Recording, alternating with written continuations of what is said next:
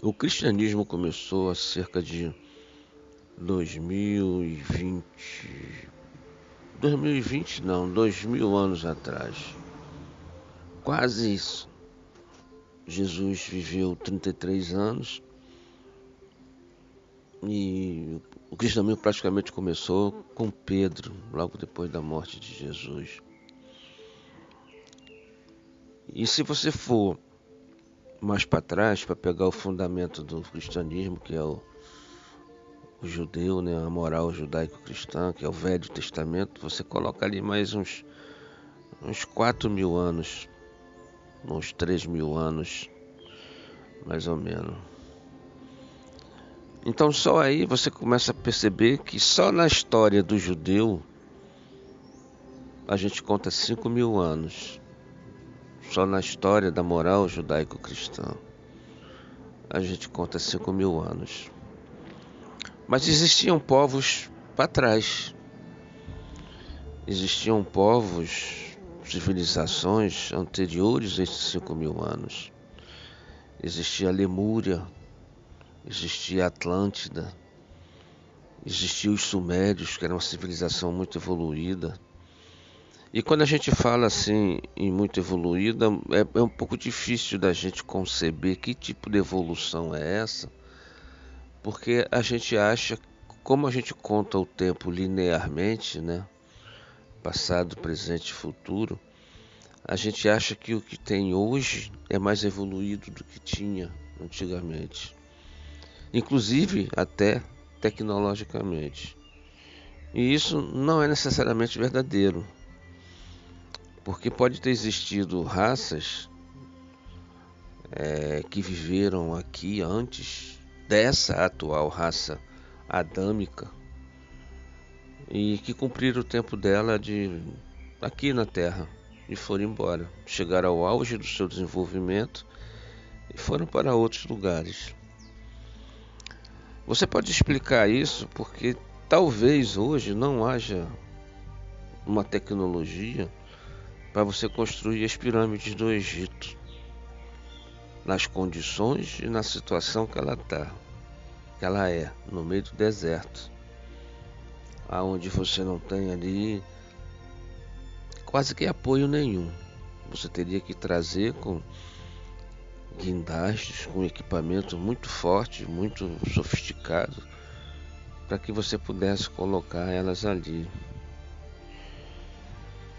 E um outro fato importante é a localização dela. O ponto dela é extremamente estratégico e alinhado com, na astronomia, na astrologia e na astronomia. Então é preciso ter sido uma civilização bem evoluída tecnologicamente, cientificamente, né, e filosoficamente para construir aquilo. Isso leva a gente a questionar algumas coisas que normalmente a gente não questiona, porque talvez a gente pense que nosso mundo começou de 1500 para cá, né? Quando o Brasil foi descoberto. Porque na nossa história a gente vai no máximo até os nossos avós. Os nossos antepassados, eles cumprem apenas 2 gerações. Pouquíssimos brasileiros, pouquíssimas pessoas consideram até tataravô. Então a sua linha ancestral, da onde você veio, a gente não questiona, a gente não vê, a gente não procura. E isso restringe muito o horizonte que nós temos sobre o ser humano, sobre quem nós somos. Nós podemos ser seres milenares. Nós podemos descobrir que nós já vivemos aqui ou que de repente nós não somos nem daqui. Nós podemos acabar descobrindo que nós somos seres de outros lugares, que estamos tendo uma experiência aqui na Terra por algum trabalho que se venha fazer nessa fase de evolução da Terra. E a gente tenha vindo contribuir com esse trabalho, encarnando aqui e procurando elevar a vibração desse planeta, procurando trabalhar para o bem comum, procurando fazer um psicossocial mais condizente com a luz. E para isso a gente se voluntariou e veio trabalhar aqui nesse planeta. A própria Bíblia, quando ela fala em Gênesis, ela diz que aqui viviam juntos, né? Os homens, os filhos dos céus e os filhos de Deus.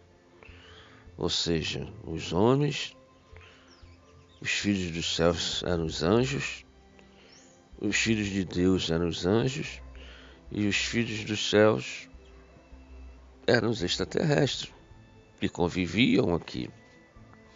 Era uma outra raça que veio de algum lugar e vivia aqui e tinha interesse nessa terra aqui. A gente vê relatos dos Anunnakis, né?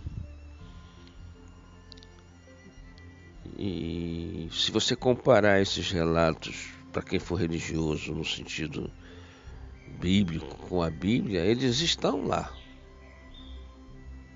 Eles estão lá na Bíblia. Então o extraterrestre esteve por aqui, ou está por aqui. E a gente pode ser um desses na forma humana. Porque o espírito, ele toma a forma que ele quer. Então ele pode estar agora numa forma normal de humano, com a sua altura, com o seu corpo e tudo. Mas se ele procurar o rosto dele, ele vai ver características de outro povo. Pode ser siriano, pode ser pleiadiano, pode ser arcturiano, andromedano. E por aí vai.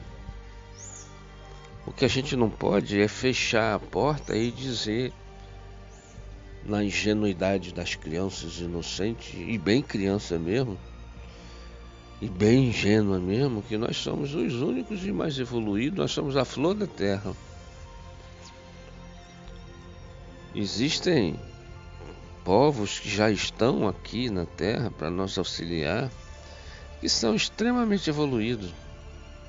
Tecnologicamente, filosoficamente, moralmente. São povos que já povoam e já levam a verdade para todo o universo.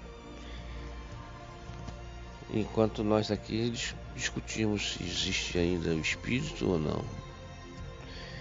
E se nós chegarmos à conclusão, por uma questão lógica ou até mesmo por uma experiência pessoal, da existência do espírito, o espírito pode estar em qualquer lugar.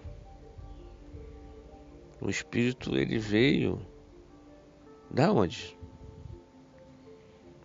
Qual é a geração desse espírito? Qual é a ancestralidade desse espírito que é você?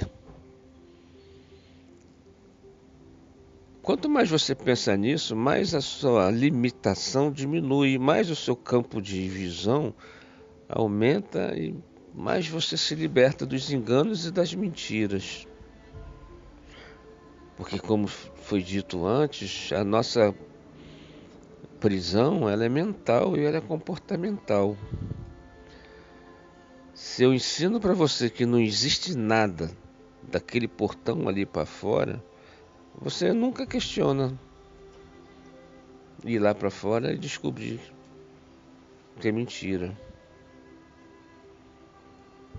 E, consequentemente, nunca você é um ser humano, porque o espírito, ele é humano, esse espírito é humano, ele tem toda uma grandeza por trás dele e ele não é limitado àquele cantinho onde ele está confinado. Se você pensa que só existe a vida, digamos assim, né, para citar uma profissão militar, e tudo na tua vida é um quartel, coisa, você nunca vai conceber uma vida diferente, uma vida de um artista, uma vida de um empresário.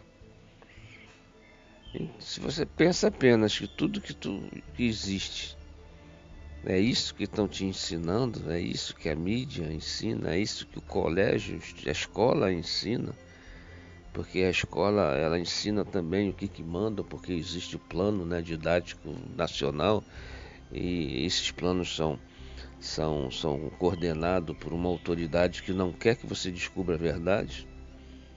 Você vai viver sempre comendo na mão deles.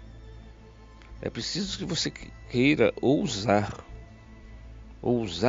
descobrir a sua origem, ousar descobrir a razão da sua vida. Entendeu?